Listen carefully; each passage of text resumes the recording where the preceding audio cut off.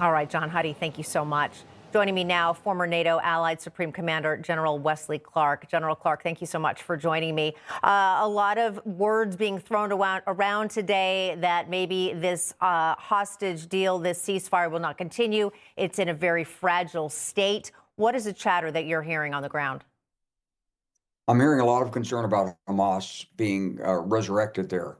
That they're there, they're showing the flag, they're bragging that they're still there. And the problem is that that's not the end of the war. The end of the war was going to be there wasn't going to be Hamas. If Hamas is still there, if Hamas is going to contest the leadership with the Palestinian Authority, we're going to be back into a war of terrorists against the Palestinian Authority. It's going to spread beyond Gaza.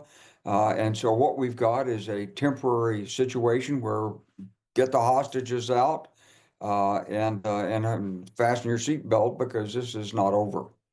General Clark, what John Huddy was saying about the hostages coming home and a lot of questions, of course, swirling about the toddlers and the children, especially the Beebus children, whether or not they are alive, when they will be released.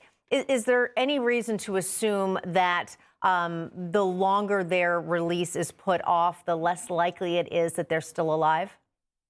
Yes, I mean, that is the assumption because the civilians are supposed to be released before the military.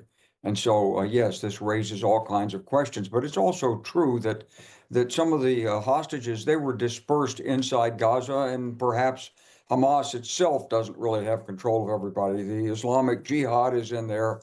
And so there's still some confusion about maybe there's difficulty for Hamas to actually get these people out of the underground and up and ready for release. At least that would be the hope. This week, the administration, via executive order, also relisted the Houthis in Yemen as a terrorist organization. Of course, as we're looking at these terrorist bodies in the Middle East, does that change anything? Does that imply any more of a harder stance on these groups? Well, probably not in itself, but it does give an indicator that I think the U.S. government is going to go back and relook what we've been doing with the Houthis. You know, under the Biden administration, we were essentially managing the problem, diplomacy, sanctions. We didn't stop the Iranians from sending more military equipment to the Houthis.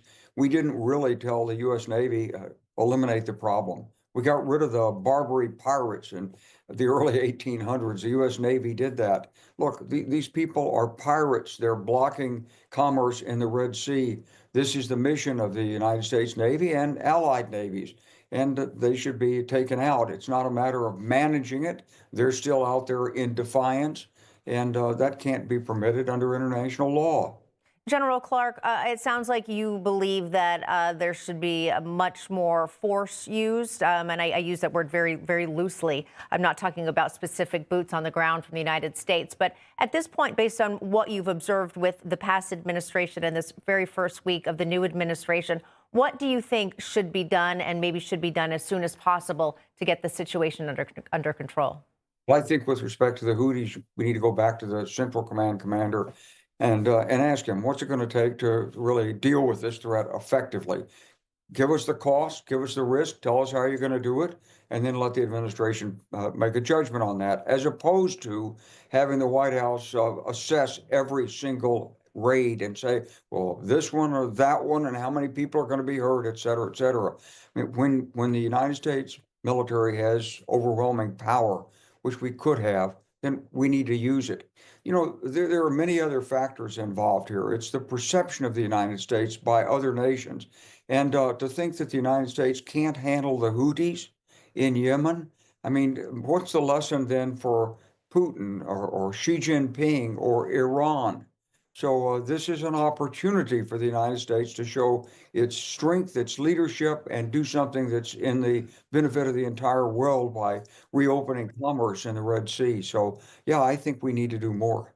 General Clark, we have less than 30 seconds left, but what do you think the perception of the United States is now Well, at this moment?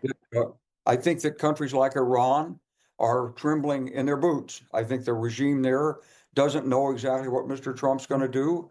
I don't know if the president's going to want to use military force to back Israel and go